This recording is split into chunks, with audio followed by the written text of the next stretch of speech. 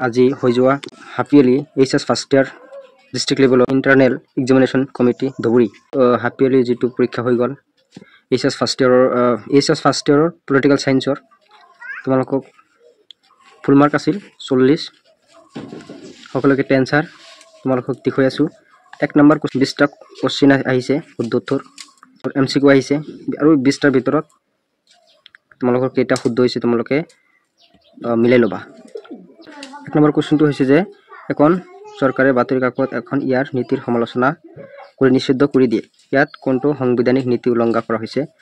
এটো option right answer হ'ব option B মত প্ৰকাশৰ স্বাধীনতা দ্বিতীয় নম্বৰ কোশ্চিনটো আছে দ্বিতীয় নম্বৰ কোশ্চিনটো হল যদি এখন কোনো ব্যক্তিগত বিদ্যালয় জাতিৰ ভিত্তিত এখন শিশুক নাম ভৰ্তিৰ পৰা বঞ্চিত কৰে তেন্তে অভিভাৱকে ন্যায় পাবলৈ কোনটো অধিকাৰৰ কাজ চাবিব পাৰে এটো হল ৰাইট টু ইকুয়ালিটি এটো অপশন এ 3 নম্বৰ কোশ্চিনটো হল which autobiography is Long Walk to Freedom গ্ৰন্থখন কোনে লিখিছিল নেলসন মেণ্ডেলাৰ এটো নেলসন মেণ্ডেলাৰ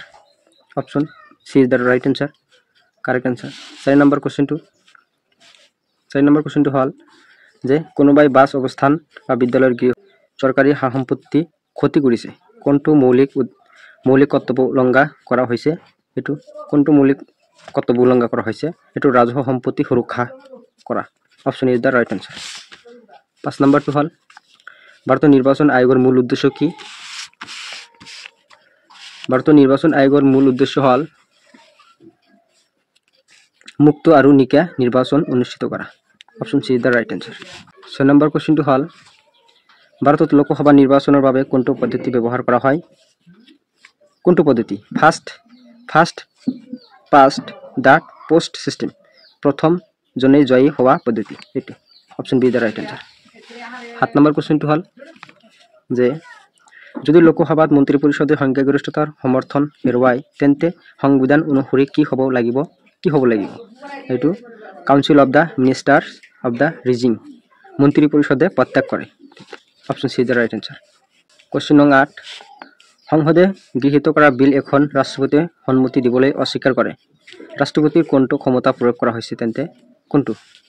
এটো লেজিসলেটিভ পাৱাৰ আইন সংক্ৰান্ত ক্ষমতা option B the right answer question নং 8 option B the right answer question 9 লোকসভাত গৃহীত হোৱা অৰ্থ বিল এখনত ৰাজ্যসভাই সংশোধনৰ পৰামৰ্শ দিয়ে এই ক্ষেত্ৰত লোকসভাই কি কৰিব পাৰে পৰামৰ্শ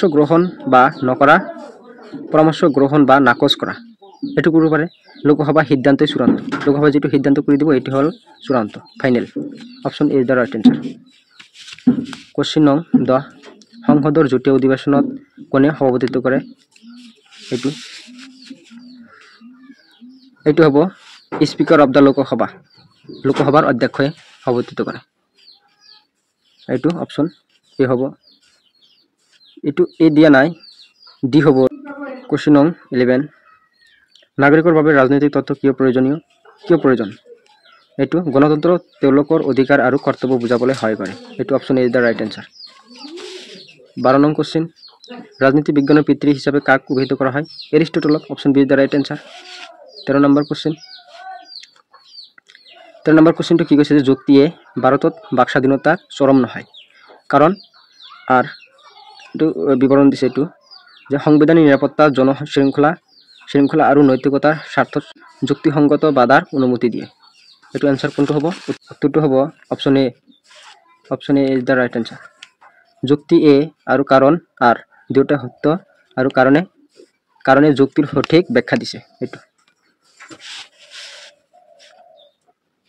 কোশ্চিন নং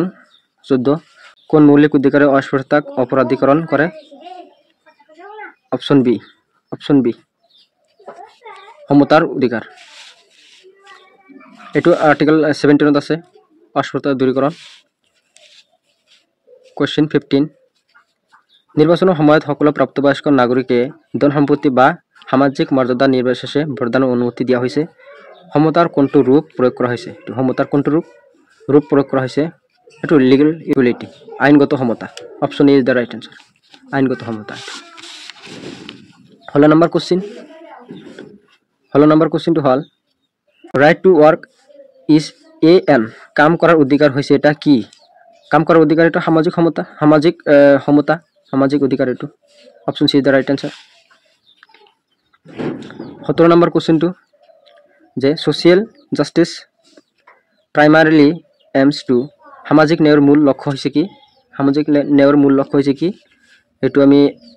সমান সুযোগ সুনিশ্চিত কৰা আৰু সমাজত বৈষম্য হ্ৰাস কৰা এটো